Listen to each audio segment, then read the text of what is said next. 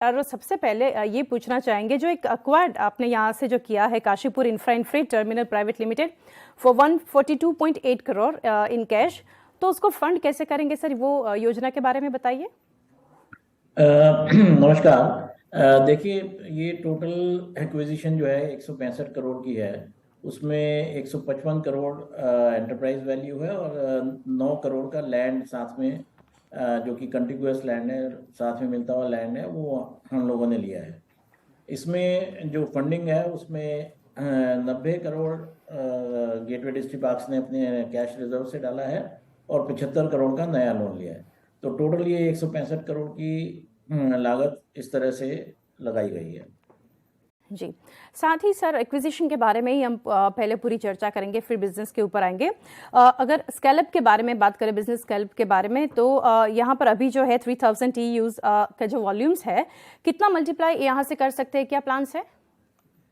देखिए, ये total facility जो है 41 एकर्स में है और इसमें 3 रेलवे लाइंस और बाकी इंफ्रास्ट्रक्चर जो कि paver yards and container yard plus warehouse and admin building है। तो ये ऑलरेडी हम लोगों ने ऑपरेशन शुरू कर दिए हैं और ये इसकी कैपेसिटी, अगर हम थोड़ा सा और एडिशनल कैपेक्स करेंगे तो 10,000 TEU तक जा सकती है।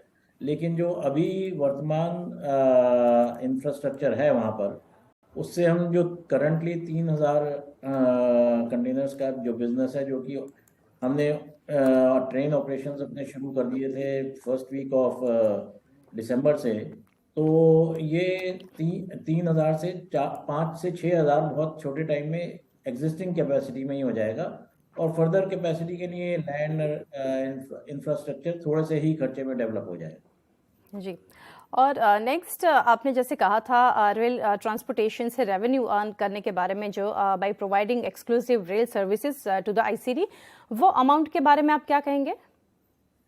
इसमें ऐसा है कि अभी तक जो काशीपुर टर्मिनल में है, जो उसके ओनर्स थे, वो सिर्फ टर्मिनल ऑपरेशंस कर रहे थे और बाकी कंटेनर ट्रेन ऑपरेटर्स अपनी ट्रेन ले जाते थे।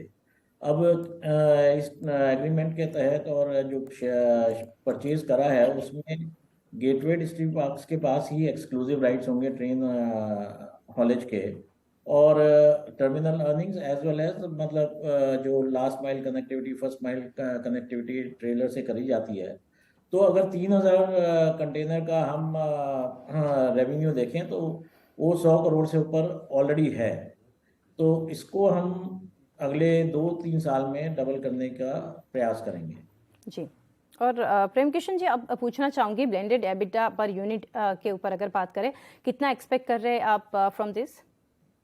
देखिए, हमारा अपना करंट एबिटा जो है वो 25% के करीब है और यही हम यही एबिटा मेंटेन करेंगे। और थोड़ा टाइम के बाद, क्योंकि शुरू में कुछ खर्चे ज़्यादा होते हैं नए टर्मिनल में, वो एक बात, पहला क्वार्टर जो जनवरी मार्च में हम काफ़ी प्रोग्रेस कर लेंगे, उसके बाद ये मार्जिन हमारा जो गड़ी के हब एंड स्पोक के थ्रू हो जाएगा, तो उसमें मार्जिन इस पर्टिकुलर मोमेंट का और बेटर हो जाएगा और एफिशिएंसी हो जाएगी और कस्टमर सर्विस भी इम्प्रूव हो जाएगी।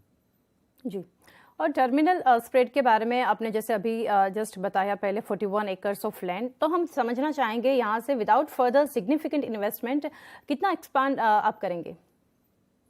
अभी फिलहाल हम कोई एक्सपेंशन नहीं करेंगे क्योंकि फिलहाल कैपेसिटी वहाँ पर 6,000 TEU की है जो कि हम हैंडल कर सकते हैं। अगर उससे ऊपर वॉल्यूम जैसे ही हमको दिखाई देगा कि हम 5,000 तक पहुँच गए हैं, तो फर्दर कैपेक्स 15-20 करोड़ का करना पड़ेगा, जो कि इक्विपमेंट में होगा और कुछ ओपन यार्ड में होगा। बाकी सब फैसिलिटी ऑलरेडी वहाँ पर एग्जिस्टिंग है, जिसमें हम सारा मतलब नए ऑपरेशन अपने ऑलरेडी कर रहे हैं।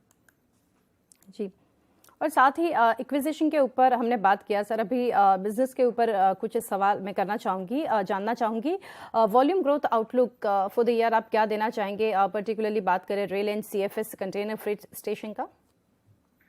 देखिए, वॉल्यूम्स थोड़ा इंपोर्ट में बढ़े हैं लेकिन एक्सपोर्ट में इस क्वार्टर में थोड़े से घटे हैं। लेकिन धीरे धीरे अक्टूबर के महीने में हमने एक्सपोर्ट में कमी देखी थी।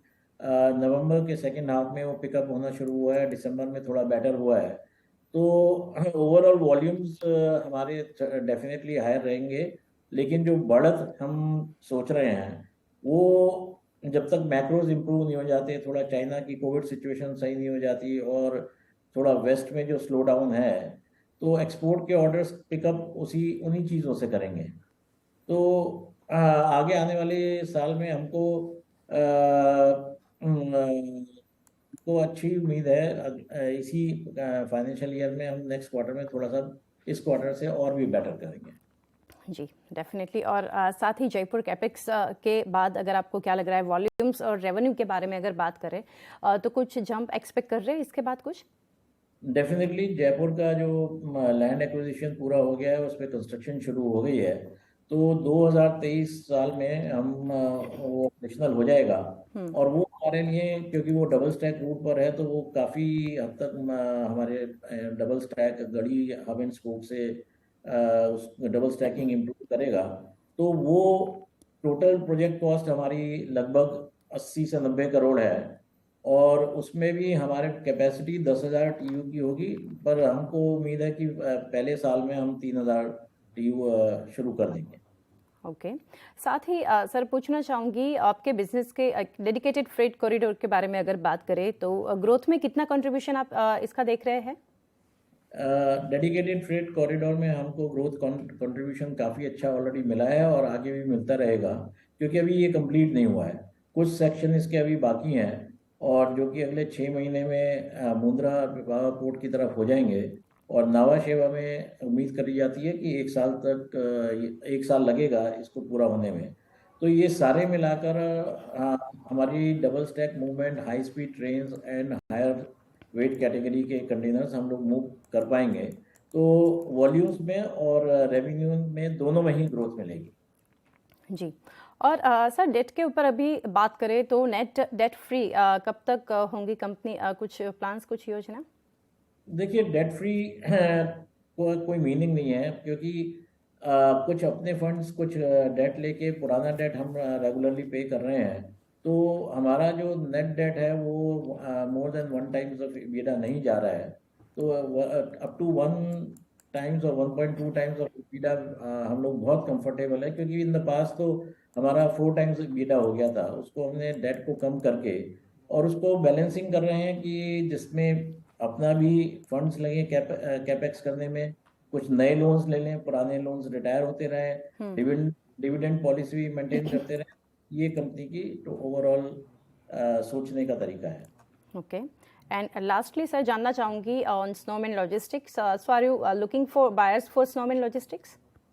नहीं, स्नोमैन लॉजिस्टिक्स हाँ बहुत अच्छा कर रही है, और उसके रिजल्ट्स दिखाएंगे आपको क्वार्टर ओवर क्वार्टर इस साल में, फर्स्ट क्वार्टर में, सेकंड क्वार्टर में, और अब थर्ड क्वार्टर के रिजल्ट्स आएंगे, तो कंपनी बहुत अच्छा कर रही है। और अभी गेटवे में फंड्स की ज़रूरत नहीं है, क्योंकि हम लोगों ने अपना डेट बहुत कम कर दिया, कैश फ्लोज बहुत स्ट्रांग है। तो स्नोमैन ने भी डिविडेंड देना शुरू कर दिया है, तो ये हम अभी इसको, इसके बारे में कोई सोच नहीं है कि हम इसको बेचेंगे।